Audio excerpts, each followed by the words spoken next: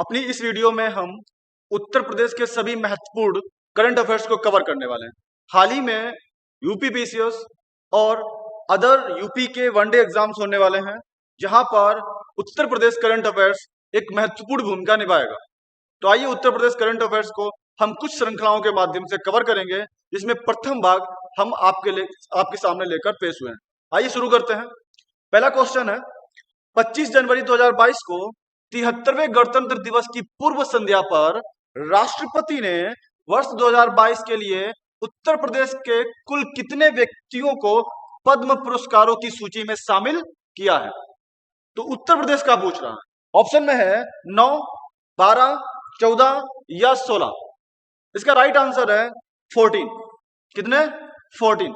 14 लोगों को शामिल किया गया है। एक्सप्लेनेशन देख लेते हैं। किसने दिया है? राष्ट्रपति रामनाथ कोविंद ने। राइट। कितने लोगों को? टोटल 128 लोगों को। टोटल 128 लोग हैं, जिसमें से उत्तर प्रदेश के कितने हैं? 14 लोग हैं। क्लियर?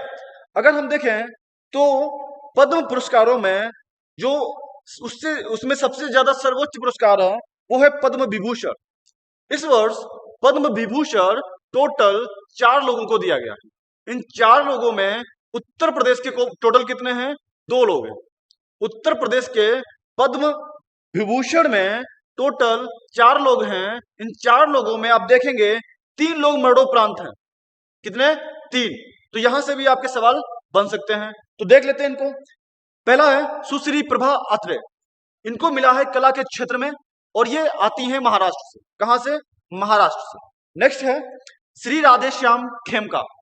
श्री राधेश्याम खेमका को यह पुरस्कार मरणोपरांत दिया गया। किस क्षेत्र में दिया गया है? साहित्य और शिक्षा के क्षेत्र में दिया गया है। कहां से आते हैं? उत्तर प्रदेश से आते हैं। ये कहां से आते हैं? उत्तर प्रदेश से। यूपी का है तो यूपी के लिए ये इंपॉर्टेंट हो जाता है। नेक्स्ट है जनरल बिपिन रावत। जनरल बिपिन रावत को भी ये पुरस्कार मरणोपरांत दिया गया है। और किस क्षेत्र में दिया गया है? तो इनको ये पुरस्कार सिविल सेवा के क्षेत्र में प्राप्त हुआ है। और किस राज्य से आते हैं? तो ये उत्तराखंड से आते हैं। कहां से आते हैं? उत्तराखंड से। क्लियर है? नेक्स्ट देखते हैं श्री कल्याण सिंह। श्री कल्याण सिंह को भी ये पुरस्कार मरणोपरांत दिया गया। इनको ये पुरस्कार लोक कार्य के लिए दिया गया है और ये भी आते हैं उत्तर प्रदेश। तो यहां पे देख सकते हैं उत्तर प्रदेश के कुल कितने व्यक्ति हैं? 2 लोग हैं। राइट। टोटल की अगर बात करेंगे तो 14 है। आगे देखते हैं। इस बार पद्म भूषण जो है टोटल 17 लोगों को दिया गया है। इन 17 लोगों में 2 लोग कहां के हैं? उत्तर प्रदेश के हैं। राइट। इसमें 2 लोगों को दिया गया है जो उत्तर प्रदेश से आते हैं। टोटल कितने हैं? 17। नेक्स्ट है पद्मश्री। पद्मश्री इस बार टोटल 107 लोगों को दिया गया है। इसमें से कुल 10 व्यक्ति उत्तर प्रदेश के शामिल हैं। कितने? 10। तो याद देखिएगा 10, 2 और 2 टोटल कितना हो गया? 14। तो उत्तर प्रदेश के टोटल कितने व्यक्ति हैं? 14। राइट। नेक्स्ट चलते हैं। अगला प्रश्न है केंद्रीय जल मंत्रालय के राष्ट्रीय जल पुरस्कार 2020 के सर्वश्रेष्ठ राज्य श्रेणी में उत्तर प्रदेश को कौन सा स्थान प्राप्त हुआ है? सर्वश्रेष्ठ की बात कर रहा है, तो इसमें सर्वश्रेष्ठ की अगर बात करें तो प्रथम ही बनता है। तो कौन सा स्थान होगा? प्रथम। कौन सा होगा? प्रथम। राइट। तो इस सूची में उत्तर प्रदेश को प्रथम स्थान प्राप्त हुआ है। क्लियर है? अगर हम बात करें तो टोटल 11 श्रेणियों में यह पुरस्कार दिया गया है और इस वर्ष कितने पुरस्कार दिए गए हैं? 57 पुरस्कार दिए गए। राइट। अगर हम बात करें इसकी सूची तो एक बार देख लेते हैं। सर्वश्रेष्ठ राज्य का दर्जा दिया गया है उत्तर प्रदेश को। सर्वश्रेष्ठ जिला उत्तर क्षेत्र में कौन सा है? मुजफ्फरनगर। कहां का है? उत्तर प्रदेश का है। तो यूपी के एग्जाम्स के लिए ये वाला भी क्या होगा? इंपॉर्टेंट होगा। अदर लिस्ट आपको यहां पे दे रखी है, एक बार देख लीजिएगा। राइट। नेक्स्ट देखते हैं। नवंबर 2021 में नीति आयोग द्वारा कौन जारी करेगा? नीति आयोग। कौन सा सूचकांक? बहुआयामी गरीबी सूचकांक। कौन सा? बहुआयामी गरीबी सूचकांक। और इसमें पूछ रहा है कि इसमें उत्तर प्रदेश को गरीबी के मामले में कौन सा स्थान दिया गया है? राइट। ऑप्शन है प्रथम, द्वितीय, तृतीय या चतुर्थ। राइट आंसर है ऑप्शन सी, तृतीय। इसमें उत्तर प्रदेश को तीसरा स्थान प्राप्त हुआ। इसमें देखते हैं कि फर्स्ट स्थान पर कौन है। तो प्रथम स्थान पर है बिहार। कौन सा है? बिहार। और बिहार का प्रतिशत कितना है? 51.91%। क्लियर। नेक्स्ट है झारखंड, और झारखंड का प्रतिशत है 42.16%। थर्ड नंबर पर आता है अपना उत्तर प्रदेश 37.79%। क्लियर। अगर हम बात करें कि सबसे कम गरीबी कहां दर्ज की गई है, तो सबसे कम गरीबी दर्ज करने के मामले में केरल टॉप पर है। कौन सा राज्य? केरल टॉप पे है। कितना है? 0.71%, लगभग 9 के बराबर। क्लियर। उसके बाद कौन आता है? गोवा। फिर कौन सा है? सिक्किम।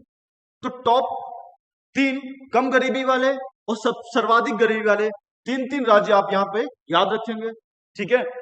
इसमें सबसे ज्यादा जो इंपॉर्टेंट होने वाला है, जो आने वाले एग्जाम में पूछा जा सकता है, वो है केरल का एक राज्य जिसका नाम है कोट्टायम। क्या नाम है? कोट्टायम। ये कोट्टायम जिला पूरे देश में शून्य गरीबी दर्ज करने वाला प्रथम जिला है। क्लियर। आने वाले एग्जाम में ये वेरी वेरी इंपॉर्टेंट। नेक्स्ट देखते हैं।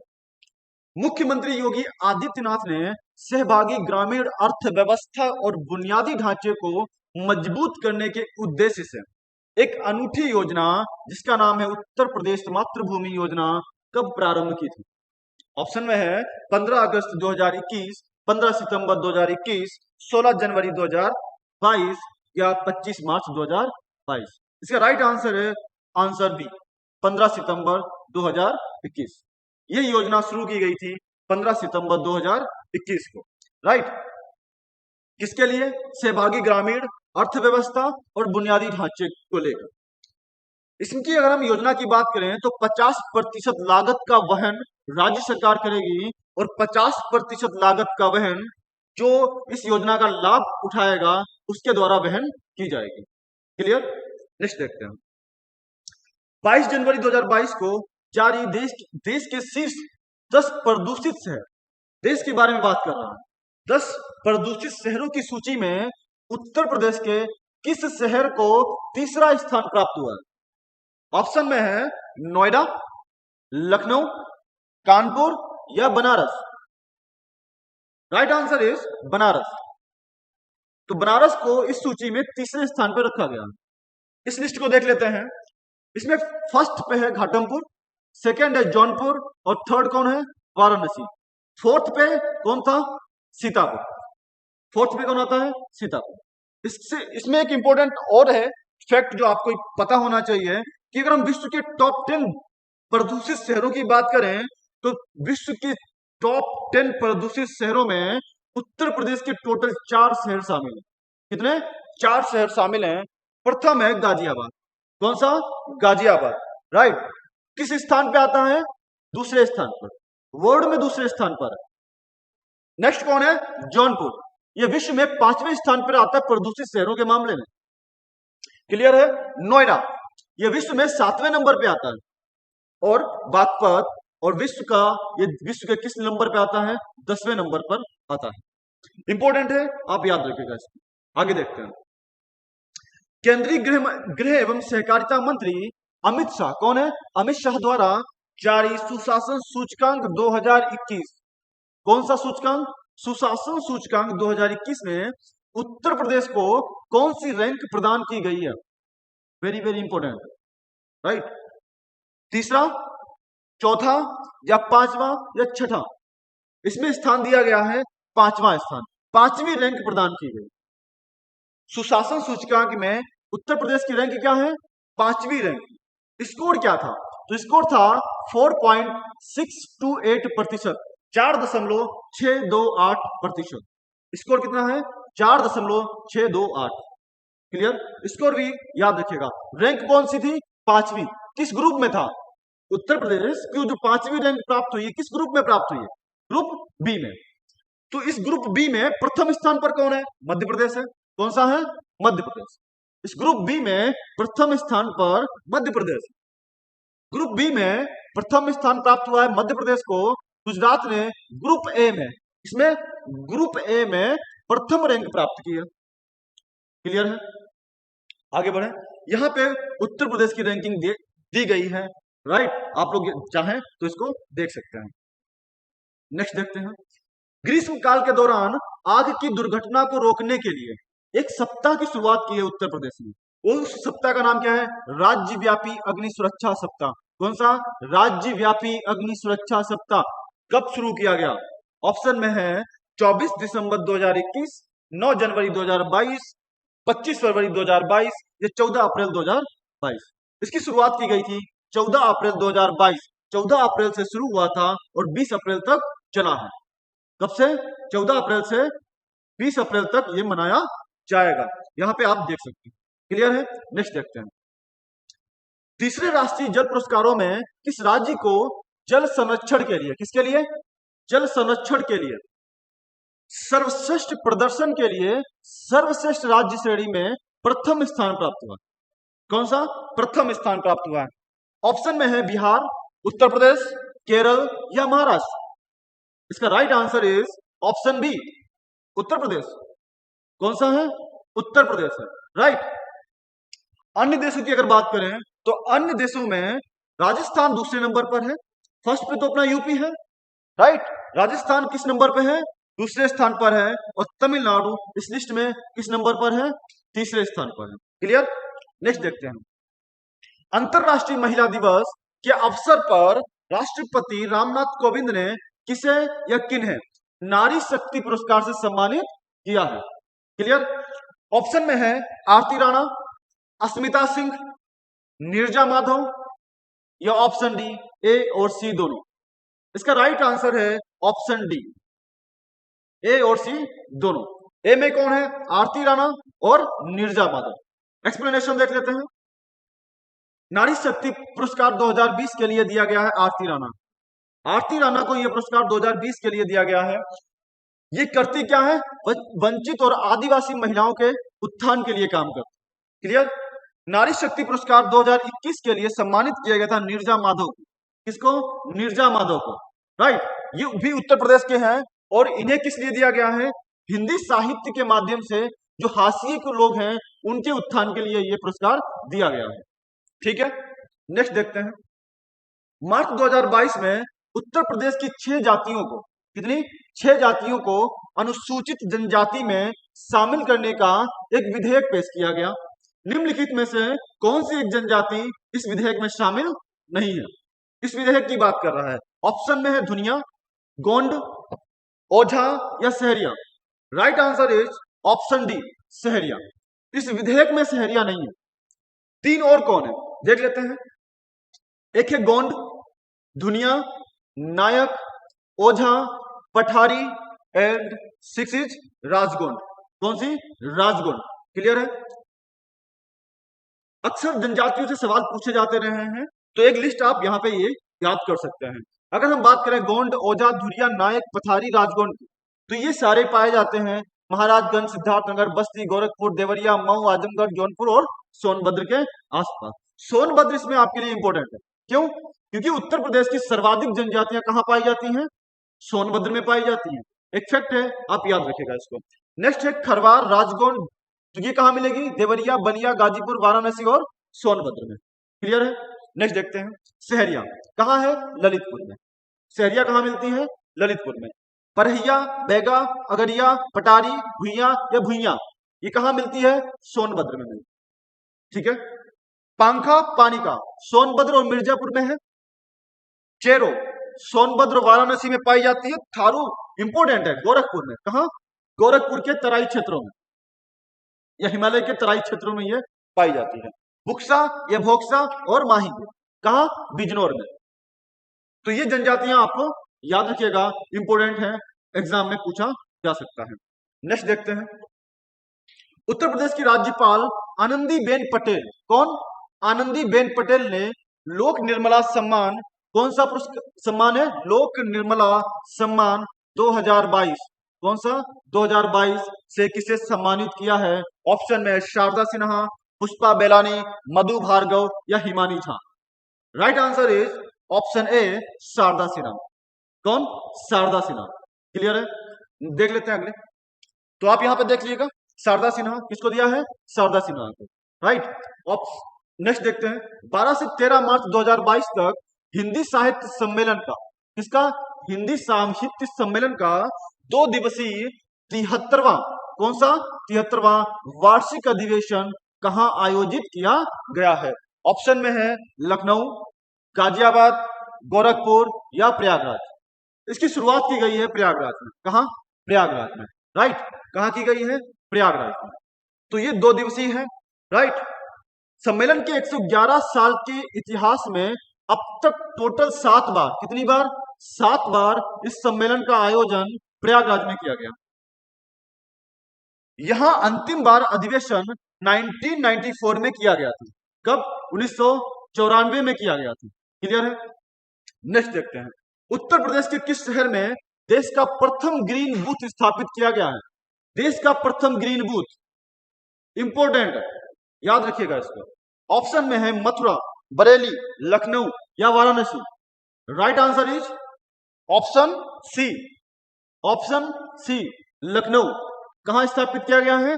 लखनऊ। किस कॉलेज में? एपी सेन कॉलेज में। किस कॉलेज में? एपी सेन कॉलेज में। राइट, और इस कौन सा चरण था? जब चुनाव हो रहे थे तभी स्थापित किया गया था। उस समय चुनाव का चरण चल रहा था, चौथा चरण। कौन सा चरण था? चौथा चरण। राइट, इसकी खासियत क्या है? इसमें शून्य कार्बन उत्सर्जन था, जीरो कार्बन एमिशन था। राइट, और किसका इस्तेमाल किया गया था? वैकल्पिक ऊर्जा का इस्तेमाल किया गया था, सौर ऊर्जा का इस्तेमाल किया गया था। तो वेरी वेरी इंपॉर्टेंट है, याद रखिएगा इसको। रक्षा मंत्रालय द्वारा गणतंत्र दिवस 2022 के लिए किस राज्य की झांकी को सर्वश्रेष्ठ झांकी के रूप में चुना गया है? ऑप्शन में है राजस्थान, पंजाब, उत्तर प्रदेश या मध्य प्रदेश। राइट आंसर है option C, Uttar Pradesh. Right, कौन सा? उत्तर प्रदेश। कुछ और इंपॉर्टेंट चीजें हैं। तो झांकी का उत्तर प्रदेश है। लोकप्रिय पसंद श्रेणी में महाराष्ट्र को खिताब दिया है। किसको? महाराष्ट्र को। सीआईएसएफ को सीएपीएफ में सर्वश्रेष्ठ मार्चिंग दल का खिताब प्रदान किया गया है। क्लियर? नेक्स्ट देखते हैं, 26 जनवरी 2022 को गणतंत्र दिवस के अवसर पर देश के कुल 939 पुलिस कर्मियों को, कितने? 939। डाटा इंपॉर्टेंट हो सकता है ये वाला, 939 याद करना इजी है, 939। ठीक है, को वीरता पदक से, किस पदक से? वीरता पदक से सम्मानित किया गया। इसमें उत्तर प्रदेश के टोटल कितने व्यक्ति थे? ऑप्शन में है 58, 77, 79 या 85। Right answer is 79, 79। कितने? 79। ठीक है, तो उत्तर प्रदेश के टोटल कितने लोग थे? 79 लोग थे। कितने लोगों को दिया गया? 939। सर्वाधिक जो वीरता पुरस्कार है किसे दिए गए? जम्मू कश्मीर की पुलिस को दिए गए। किसको? जम्मू कश्मीर। कितने दिए गए? 115। ये आप याद रखिएगा, टॉप वाले। राइट, नेक्स्ट देखते हैं, 24 जनवरी 2022 को उत्तर प्रदेश के कुल कितने बच्चों को प्रधानमंत्री राष्ट्रीय बाल पुरस्कार से सम्मानित किया गया है? वेरी वेरी इंपॉर्टेंट है ये भी।